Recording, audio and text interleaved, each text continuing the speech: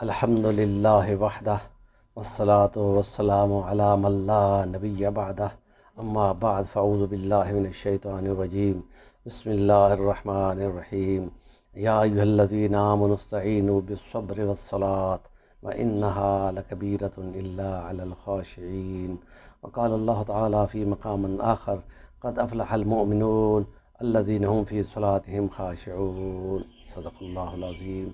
قال النبی صلی اللہ علیہ وسلم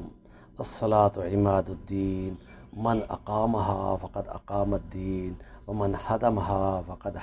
حدم الدین رب اشرح لی صدری ویسر لی امری واحلل عقدۃ من لسانی یفقہوا قولی۔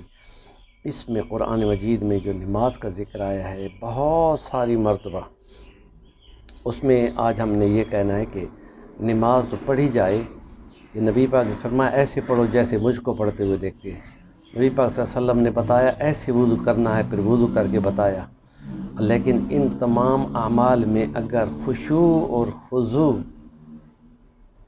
خشیت، تواضع، اللہ کی رضا کے لیے گڑ گڑانا اور سمجھنا کہ بندہ رب کے سامنے بندگی کر رہا ہے، تو وہ پھر کام کی ہوگی۔ اور اگر عاجزی انکساری خشوع خضوع سے خالی نماز ہو تو اس نماز کی کوئی قیمت نہیں ہے۔ ایک اور حدیث میں یوں ہے کہ ایسی نماز بندے کے منہ پر لپیٹ کر مار دی جائے گی۔ ایک اور حدیث میں ہے کہ نبی پاک صلی اللہ علیہ وسلم نے فرمایا نماز دین کا ستون ہے، جس نے اس کو کھڑا کیا اس نے دین کو کھڑا کیا، جس نے اس کو گرا دیا یعنی ادائیگیاں نہ کی وہ اس نے دین کو گرا دیا۔ اور وضو کرنے سے جو ان کے اعضاء چمکتے ہیں، نبی پاک صلی اللہ علیہ وسلم حوض کوثر پہ ان نمازیوں کو پہچان لیں گے۔ اور جو لوگ نمازیں نہیں پڑھتے اور وضو نہیں کرتے، ان کے تو اعضاء کی چمک ہی کوئی نہیں ہوگی، تو وہ اپنے حشر میں اپنی خیر منانے کی فکر کریں۔ اور دوسرے یہ کہ جس نے بندوں کے درمیان اور اسلام کے درمیان فرق کرنے والی چیز نماز ہے۔ بہت سارے بندے بیٹھے ہوئے ہوں جس میں نان مسلم بھی بہت سارے ہوں اور مسلمان بھی ہوں، جو ہی اذان ہوتی ہے حی علی الصلاۃ حی علی الفلاح تو مسلمان اٹھ جاتا ہے، تو پتہ چلتا ہے کہ یہ مسلمان ہے، اور جو باقی بیٹھے ہوئے ہیں وہ نان مسلم ہیں۔ تو اس لیے فرق بندے اور کفر کے درمیان فرق کرنے والی چیز نماز ہے۔ تو نماز بندہ جو قائم کرتا ہے اس کی ساری زندگی میں جتنی نمازیں 12-14 سال بالغ ہونے کے بعد سے لے کے جب تک اس کو ہوش ہوتا ہے اس پر نماز فرض ہے، اور اس کی نمازیں گنی جائیں گی۔ دن کی 5 نمازیں ہیں، اور ایک ہفتے کے دن ظہر کی نماز کی جگہ جمعہ ہے، اور اس کے لیے فرما دیا کہ جس نے 3 جمعے مس کیے وہ اپنے ایمان کی خیر ماہ ایمان نہیں رہتا، سوائے اس کے کہ وہ کہیں سفر پہ ہو، یا وہ بیمار ہو، یا موسم بہت خراب ہو، یا باہر کوئی جنگ لگی ہوئی ہو۔ سیم ایسے ہی کہ جیسے روزے میں کوئی سفر پہ ہو تو رعایت ہے، اسی طرح کوئی زنانی کو خاص جو دن ہوتے ہیں مینسز کے وہ آ جائیں تو اس کے لیے رعایت ہے۔ اور روزوں میں تو قضا ہوتی ہے، حج میں بھی قضا ہوتی ہے، اور یہ رعایت ہوتی ہے، نماز میں رعایت ہوتی ہے کہ ہر مہینے یہ مسئلہ بنتا ہے ان کو 3 دن سے لے کے 7 دن کا، تو اللہ نے مہربانی کر دی ہے اور فرمایا اتنا بوجھ ہم دیتے ہیں جتنا کوئی اس پہ اٹھا سکتا ہو۔ تو یہ ہوش میں ہو تو بندہ نماز کو قائم کرے، اور جب وہ بے ہوش ہو تو اس پہ نماز ہی نہیں ہوتی۔ اور سفر میں کرتے ہوئے نماز میں قصر کرنے کی رعایت ہے کہ 4 فرض جو ہے وہ 2 بنا دیے جائیں گے، اور 3 کی فرض جو ہے 3 ہی رہیں گے، اور عشاء کی نماز کی وتر جو ہے وہ واجب ہے، وہ اسی طرح وتر ہی رہیں گے۔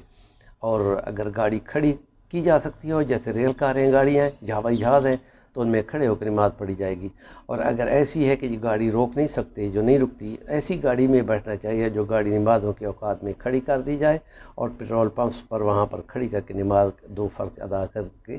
پھر روانہ ہوا جائے تو اس سے تسکین ہوتی ہے۔ اور اگر گاڑی وہ نہ روکیں تو وہیں سیٹ پر بیٹھے ہوئے ہی 2 رکعتیں پڑھی جا سکتی ہے۔ اور اگر جنگ لگی ہوئی ہو تو اس میں 1 رکعت پڑھ کر ایک فوج کھڑی ہوتی ہے دشمن کے سامنے، اور دوسری 1 رکعت ادا کرتی ہے۔ اس طریقے سے اشاروں میں پڑھی جاتی ہے، اور اگر بندہ بیمار ہو تو بیٹھ کے پڑھے، بیٹھ نہیں سکتا تو لیٹ کے پڑھے اور اشاروں سے پڑھے، لیکن ہاتھوں آنکھوں کے اشاروں سے اور بھووں کے اشاروں سے نماز نہیں ہوتی۔ تو اس لیے ایسے بندے کو جس کی نماز میں نقص ہو، جیسے وہ بیمار ہو، جیسے آگے پیچھے چلتا ہو، اس کو امام بھی نہیں بنایا جائے گا۔ تو ایسے بندے کو امام کے پیچھے بھی نہیں کھڑا ہونا چاہیے، اور کرسی رکھ کے بھی کھڑا نہیں ہونا چاہیے۔ یہ بہت بڑا ایشو ہے، لوگ ایسے کھڑی کرسیاں رکھ کے بیٹھ جاتے ہیں، اور ان کی پائے جو ہیں ان کے پیروں اس کے ساتھ ملے ہوئے ہونے چاہیے، اور کرسی پیچھے ہونی چاہیے، اس لیے کناروں پہ ان کو رکھنی چاہیے۔ وہ صفوں کے بیچ میں رکھ دیتے ہیں، یہ حضور پاک نے فرمایا تھا اقامت کہنے والے کو رکو، اور ہاتھ میں آپ کے تیر تھا یا چھڑی تھی، اور فرما دیتے کہ صفیں سیدھی رکھو ورنہ تمہارے دل بھی ٹیڑھے ہو جائیں گے، اور ٹخنوں کے ساتھ ٹخنوں کو ملا کے رکھو۔ اور اس لیے یہ نظم و ضبط سکھایا ہے کہ امیر کی اطاعت سکھائی ہے، اور اگر وہ غلطی کرے تو سبحان اللہ کہہ کے اس کی درستی کی جاتی ہے۔ یہ نظم و ضبط ہے اور ٹائم کے ساتھ پابند ہے۔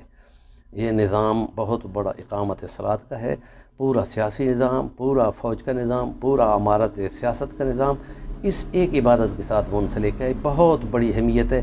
اس لیے جو ہی بندہ مرے گا تو سب سے پہلے اس کی نماز کا حساب ہوگا، جس کی نمازیں پوری نکل آئیں اس کے ساتھ رعایت کر دی جائے گی۔